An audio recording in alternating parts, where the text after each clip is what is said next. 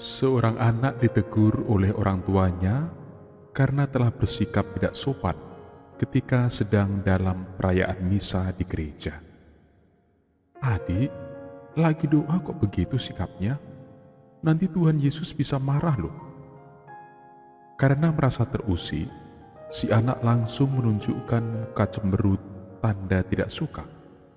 Dan betapa terkejutnya kedua orang tua itu ketika dengan suara agak keras, si anak menjawab dengan sewot, "Ih, apaan sih mama ini?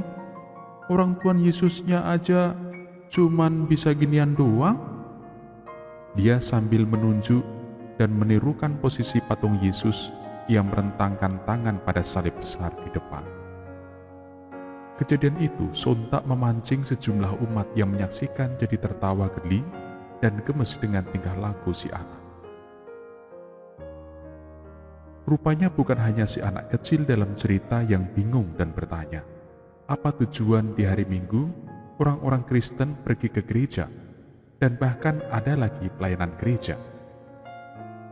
Karena pertanyaan itu, banyak orang Kristen lalu malas ke gereja atau terlibat dalam pelayanan. Alasannya, tidak ada keuntungan dan pengaruhnya, entah ke gereja atau tidak, ikut pelayanan atau tidak. Ketika memilih beberapa murid sebagai rasul, Yesus mengajak mereka untuk orientasi atau perkenalan. Pertama, ditunjukkan lebih dulu tujuan dari pemilihan itu. Dikisahkan, Yesus sebelumnya berdoa semalam suntuk kepada Allah. Ini mau mengatakan, seperti halnya Yesus guru mereka yang diutus sekedar melakukan kehendak Allah, begitulah seharusnya nanti para murid memahami tugas mereka.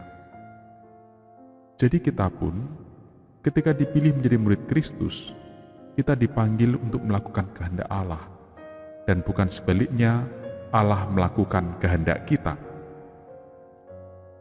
Yang kedua, setelah terpilih, mereka diajak untuk mengalami sendiri tugas yang harus dikerjakan, yaitu menjumpai atau melayani dan mengalami kehidupan orang-orang yang merindukan pewartaan Injil dan penyembuhan hidup batin dan jasmani mereka.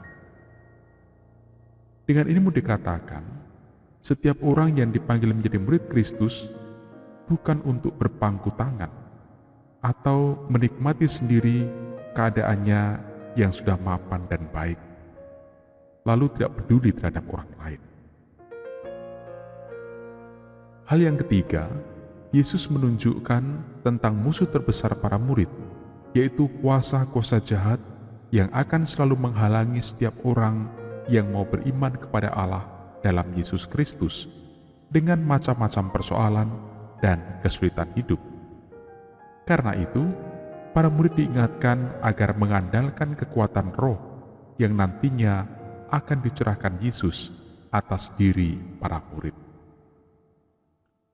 Orang Kristen yang tidak paham semua hal penting tadi, bukan hanya akan kesulitan dalam menjalankan tugas, tentu juga tidak akan bertahan sebab mereka tidak diuntungkan secara pribadi dan malahan sering banyak kurban, entah itu waktu, tenaga, emosi, dan biaya atau materi. Untuk sungguh menjadi murid, 3 petunjuk Yesus tadi sangat penting supaya tidak salah paham dan menjadi masalah di kemudian hari kalau ternyata yang dialami tidak sesuai dengan harapan.